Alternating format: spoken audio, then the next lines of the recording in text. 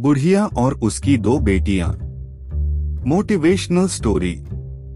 एक गांव में एक बुढ़िया और उसकी दो बेटियां रहती थी। बड़ी का नाम शीला और छोटी का नाम शालू था। उन दोनों बेटियों को बड़े प्यार से पालन पोषण किया था।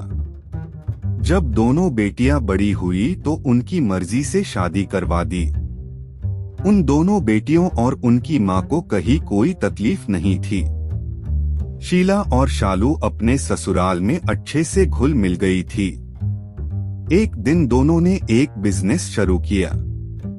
बड़ी वाली का छाते का बिजनेस था और छोटी वाली का पापड़ का। सब कुछ अच्छा चल रहा था। उसकी माँ दोनों बेटियों से बहुत प्यार करती थी। कभी बड़ी वाली के यहाँ रहने चली जाती थी तो कभी छोटी वाली के यहाँ। शीला और शालू भी अपनी से बहुत प्यार करती थी। एक दिन बहुत तेज धूप निकली थी। उसकी माँ शीला को याद करके रोने लगी, जिसका छाते का दुकान था, क्योंकि कुछ दिनों से ठीक से नहीं चल रहा था।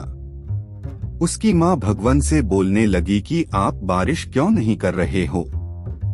बारिश हो जाएगी तो लोग छाते खरीदना शुरू कर देंगे। मेरी बेटी का जो धंधा है धीमा हो गया है। वो अपना परिवार कैसे चलाएगी?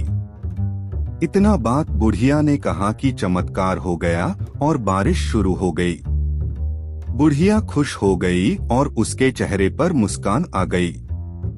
फिर उसके चेहरे पर अभी मुस्कान आई ही थी कि उदास हो गई और वापस आसमान के ऊपर देखकर बने लगी, हे भगवान, ये आपने क्या कर दिया?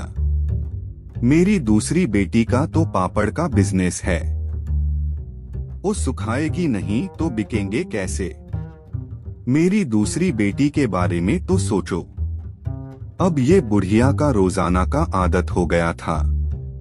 जिस दिन बारिश हो रही थी उस दिन कह रही थी कि धूप क्यों नहीं हो रही है, और जिस दिन धूप हो रही तो कह रही थी कि बारिश क्यों नहीं हो रही है।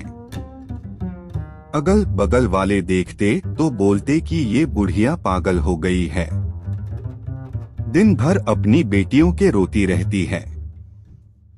एक बार एक साधु वह से निकल रहे थे और ये आसमान को देखकर रो रही थी हमेशा के तरह। साधु ने पूछा कि ये रो क्यों रही है, तो लोगों ने कहा कि आप इनके चक्कर में मत पड़िए, ये हमेशा रोती रहती है। साधु ने कुछ सोचा और वही रुक गया। उनको लगा कि एक बार जाकर सुनता हूँ कि बात क्या है। साधु ने उसके सामने गया और बोला, अम्मा आपको क्यों परेशान हैं? तो अम्मा बोली, मेरी दो बेटी है, शीला और सालू। एक का छाते की दुकान है और दूसरी का पापड़ का। जिसका छाते का दुकान है उसका धंधा मंदा पड़ गया था, तो मैं भगवान से प्रार्थना की तो बारिश होने लगी। फिर मुझे दूसरी बेटी की याद आई, जिसका पापड़ का बिजनेस था।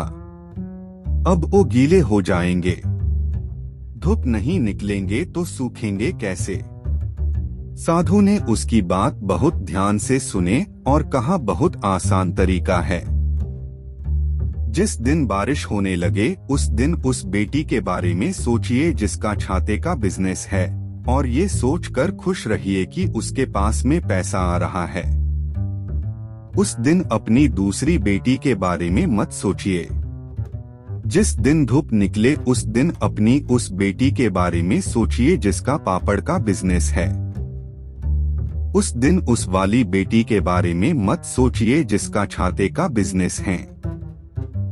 अम्मा को साधु की सारी बातें समझ में आ गई और उसके कही हुई बातों पर चलने लगी और खुश रहने लगी। कहानी से हमें यही सीख मिलती है कि बुरे समय में इंसान की हिम्मत टूट जाती है। जब भी आपके जीवन में ऐसा समय आए तो बहुत ही शांत रहे और अपने आप को संभाल कर रखे। बुढ़िया और उसकी दो बेटियां की कहानी आपको कैसी लगी हमें कमेंट करके जरूर बताएं।